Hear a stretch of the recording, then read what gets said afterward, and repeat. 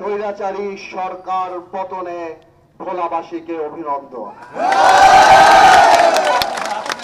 17 বছর বাংলাদেশের মানুষের বুকের উপরে এমন ভাবে চড়াই হয়েছিল যে মানুষ নিঃশ্বাস নেওয়া বন্ধ করে দিয়েছিল।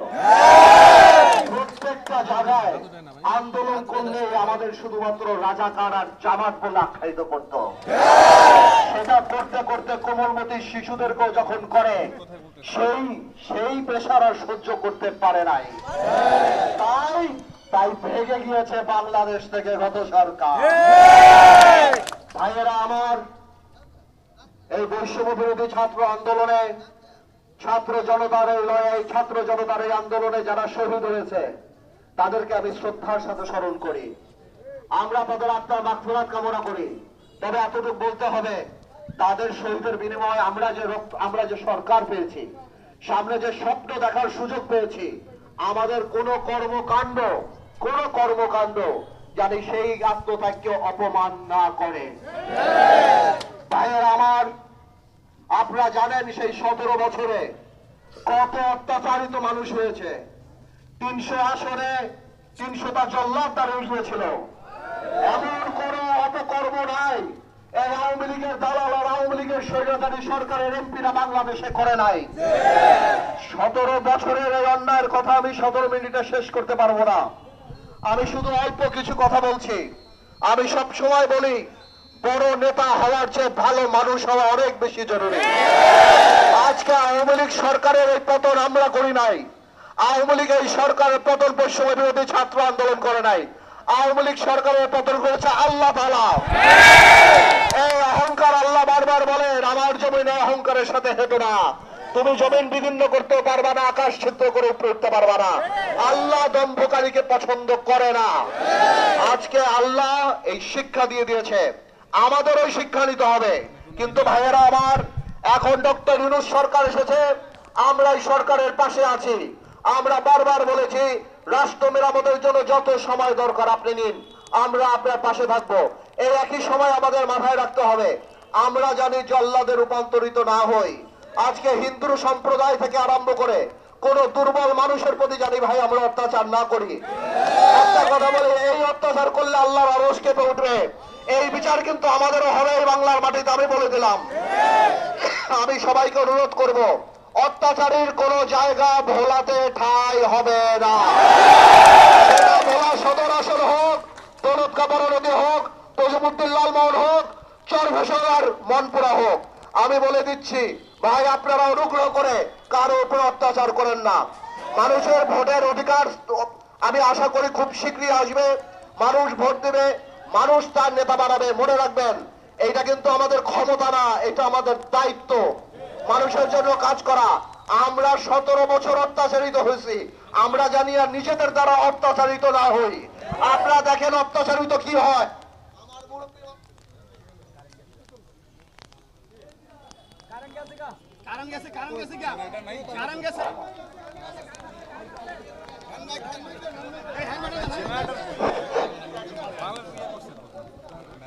আমি সাধারণত তোফায়েল আহমেদ সাহেবকে নিয়ে কোনো কথা বলি না, কিন্তু আজকে আমি কিছু বলতে চাই, আপনারা যদি আমাকে অনুমতি দেন।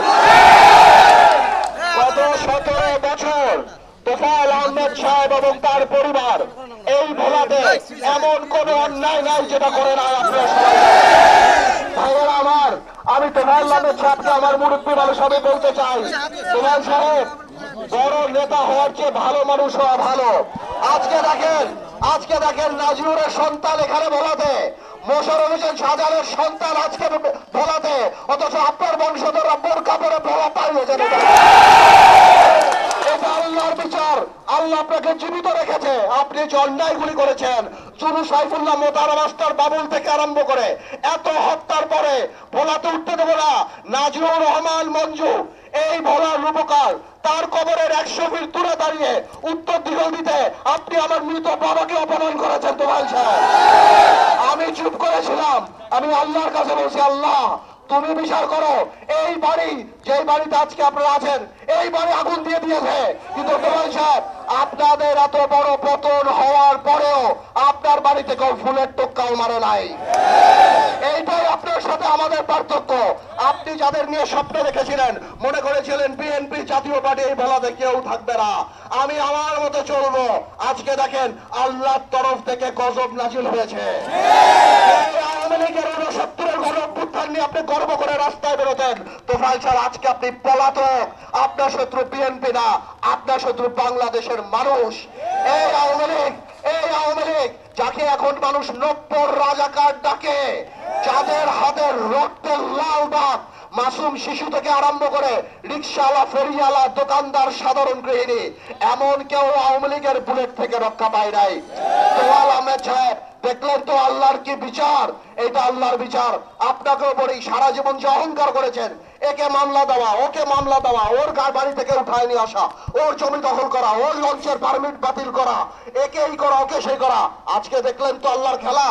আপনার এই বয়সে আপনাকে বাংলাদেশের মানুষ খুনির দোষর হিসাবে জানবে, হত্যাকারী হিসাবে জানবে, সব হিসাবে জানে। আমি বলতাম না আপনাকে, আল্লাহর বিচার অপেক্ষা করছে। দেখেন আল্লাহর বিচার চলে আসছে। আপনি এত বিক্রি করতেন আওয়ামী লীগরে, আপনি সংসদের, আমার মনে পড়ে বলছিলেন আপনার নাকি নিজামীর, আপনার নাকি মুজাহিদা, তার হাতের গাড়িতে পতাকা দেখে আপনার লজ্জা লাগে। হ্যাঁ লাগতে পারে, মুক্তিযোদ্ধাদের লাগতে পারে, সাধারণ মানুষের লাগতে পারে, কিন্তু তোফায়েল সাহেব আমার এখনো মনে পড়ে আপনার মুখে এই কথা মানায় না। কারণ আপনি ছিলেন যে খুনি ভুট্টোরে নিয়ে 74 সালে স্মৃতিসৌধে গেছিলেন, মানুষ এগুলি ভুলে নাই। আপনার এরকম হিপোক্রেসি, আপনি দাবি করছিলেন বঙ্গবন্ধুর নাম নাকি আপনি দিয়েছেন, সবাই বের হয়ে গেছে, বঙ্গবন্ধুর নাম আপনি দেন নাই। আপনি মুরব্বী, আপনাকে নিয়ে জন্য অনেক কথা বলে নাই। আপনাকে এবং আপনার বংশধরকে এতটুকু বলে দিতে চাই, এত মামলা ইনশাল্লাহ আপনাদের নামে হবে। 200 বছর শুধু আপনি মনে করছিলেন টাকা দিয়ে সব ম্যানেজ করবেন। আমি কয়েকদিন আগে এসএডিবিতে বলছিলাম না, আল্লাহ টাকা খায় না। আপনার বিচার আল্লাহ করবে, আপনার বংশধরদের বিচার আল্লাহ করবে।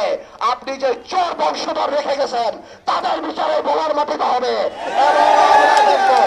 এমন উদাহরণ সৃষ্টি করবো ইনশাআল্লাহ এই ভোলাতে, আগামীতে কেউ আর মানুষের ক্ষতি করার, বাড়ি গাড়ি লুট করার, কারো মহিষ খেয়ে ফেলার, কারো জমি খেয়ে ফেলার, কারো গরু ফেলার, এই চিন্তা আর কেউ আগামীতে করবে না। ভাইয়েরা আমার, এই বৃষ্টিতে আপনারা সবাই আমার জন্য অপেক্ষা করছেন, আপনারা দোয়া করবেন।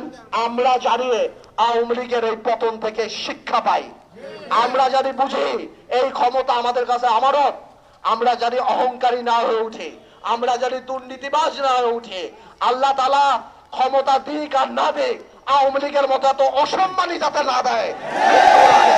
আপনারা সবাই ভালো থাকেন, ইনশাআল্লাহ সংগঠিত হন। যখন সঠিক সময় আসবে, তখন নির্বাচনের ডাক আমরা দেব, তখন আমরা বলে দেব।